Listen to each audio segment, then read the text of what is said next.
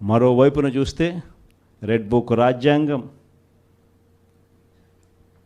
దొంగ కేసులు పెట్టడం, ప్రభుత్వాన్ని ఎవరైనా కూడా విమర్శిస్తూ పోస్టింగులు చేసినా లేదా ఫార్వర్డ్ చేసినా కూడా కేసులు పెట్టే అధ్వానమైన పరిస్థితులకి ఈరోజు చూస్తూ ఉన్నాం.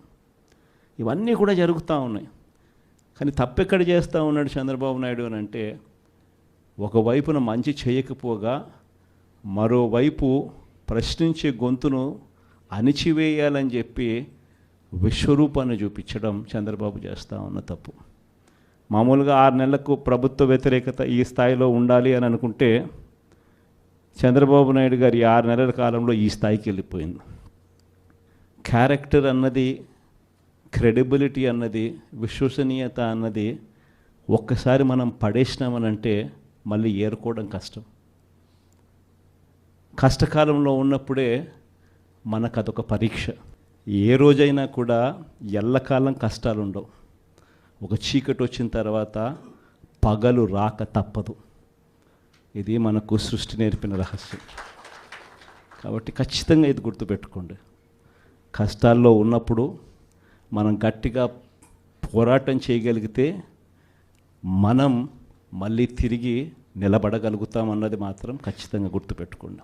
ఈ సంక్రాంతి తర్వాత నేను కూడా ఇక జిల్లాల బాట పడతాను. ఇనిషియలీ ప్రతి బుధవారము గురువారము బహుశా జనవరి నెలాఖరు నుంచి మొదలు పెడతాను అనుకుంటున్నా. ప్రతి వారం బుధవారం గురువారం నేను కూడా జిల్లాల్లోనే పడుకుంటా. ప్రతి పార్లమెంటు ఒక యూనిట్ కింద తీసుకొని నేనే అక్కడికి వచ్చి నేనే బస చేస్తా. బుధవారం అంతా కార్యకర్తలతో 3 కాన్స్టిట్యున్సీసు, గురువారం అంతా మరో 4 కాన్స్టిట్యున్సీసు కార్యకర్తలతోనే మమేకమయ్యే కార్యక్రమాలు, పూర్తిగా కార్యకర్తలకి కేటాయింపు చేసే కార్యక్రమాలు చేస్తాం. సో అక్కడే ఉంటూ కార్యకర్తలతో మమేకమవుతూ కార్యకర్తలతో తోడుగా ఉండే కార్యక్రమం, కార్యకర్తలకు దగ్గరయ్యే కార్యక్రమం కూడా చేస్తాం.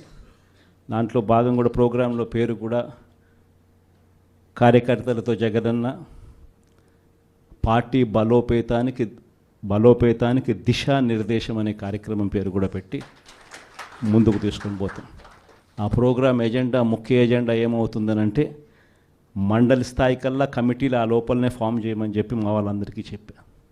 జిల్లా అధ్యక్షులకి, సెల్స్కి సంబంధించిన అధ్యక్షులను, పార్టీ పటిష్టత కోసం వీళ్ళన్నీ కూడా ఇప్పుడే కమిటీస్ అన్నీ కూడా ఫామ్ అవుతూ ఉన్నాయి. వీళ్ళందరికీ ఇచ్చిన ఆదేశాలు ఏమిటంటే మండలి స్థాయి కల్లా, నా ప్రోగ్రామ్ స్టార్ట్ అయ్యే టయానికల్లా మండలి స్థాయి కల్లా పూర్తిగా అన్ని కమిటీస్ ఫామ్ చేసేయండి అని చెప్పిన. అంటే జిల్లా స్థాయి, నియోజకవర్గం స్థాయి, మండలి స్థాయి. ఆ తర్వాత నా ప్రోగ్రామ్ స్టార్ట్ అయ్యేసరికి మండల స్థాయి నుంచి గ్రామ స్థాయికి పార్టీ వ్యవస్థను బలోపేతం చేసే దిశగా పుష్ చేద్దాము అని చెప్పి నా ప్రోగ్రాంలో పెట్టే కార్యక్రమం చేస్తూ ఉన్నాం. నెక్స్ట్ కార్యక్రమం ఎలా ఉండాలి అని అంటే బూత్ కమిటీస్ దగ్గర నుంచి గ్రామ కమిటీస్ దాకా నేను నా ప్రోగ్రాంలు స్టార్ట్ అవుతే పుష్ చేస్తాం.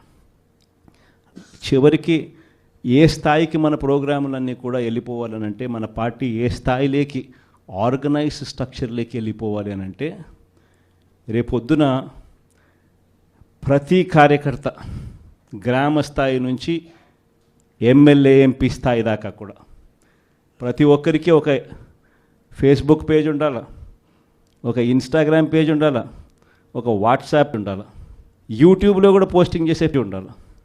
ఎక్కడ ఏం జరిగినా కానీ టకాన్ తీయడం, పెట్టడం, ఏం చేయాల్సిన పనుల జరుగుతూ ఉన్న అన్యాయాన్ని తీయడం, పెట్టడం. ఏ లెవెల్ ఆఫ్ రెవల్యూషన్ జరుగుతుందనంటే ఒక సంవత్సరం, ఈ నుంచి ఒక సంవత్సరం పోయిన తర్వాత గ్రామంలో చంద్రబాబు నాయుడు గారిని, తెలుగుదేశం పార్టీని క్వశ్చన్ చేస్తూ ప్రతి ఇంట్లో నుంచి వాయిస్ రావాలి. అది మనం చేయాలి. మన కార్యకర్తలతో మనమంతా కలిసికట్టుగా చేయించాలి.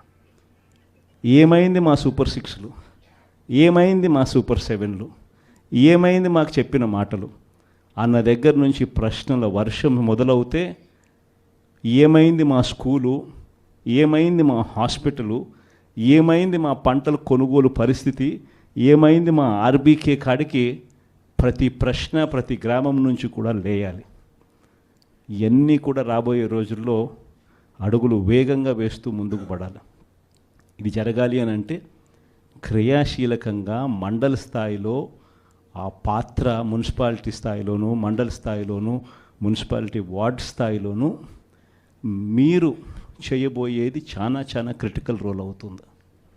లాస్ట్ టైం మనకు 151 ఎమ్మెల్యేలు మనకు వచ్చినాయి. ఈసారి 151 కాదు, తెలుగుదేశం పార్టీని ఈసారి సింగిల్ డిజిట్లకే కన్ఫైన్ చేసే పరిస్థితిలోకి తీసుకొని రావాలి. ఖచ్చితంగా దేవుడు మనతో ఈ పని చేయిస్తాడన్న నమ్మకం నాకుంది.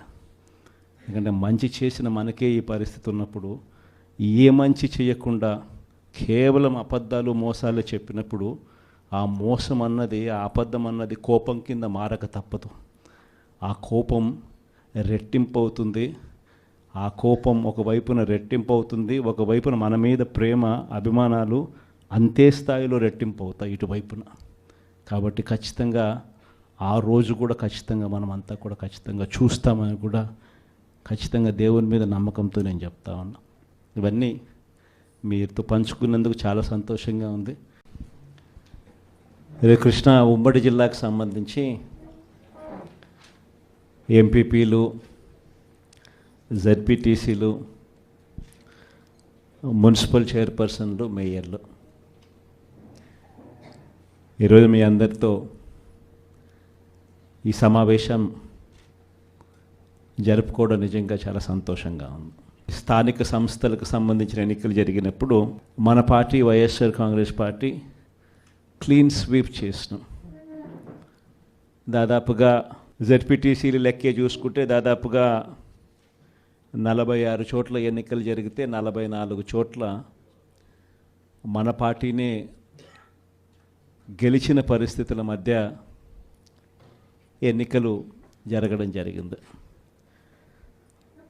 ఎంపీపీల పరిస్థితి చూసినా అదే మాదిరిగానే కనిపిస్తాం, ఎంపీటీసీల పరిస్థితులు చూసినా అదే మాదిరిగా కనిపిస్తాం. దేవుడు దయతో గొప్ప విజయాన్ని కూడా మనం చెవి చూసాం. ఈరోజు ఎక్కడ చూసినా కూడా ఈరోజు రెడ్ బుక్ రాజ్యాంగం జరుగుతూ ఉంది. ఎక్కడ చూసినా కూడా ప్రజలకు మంచి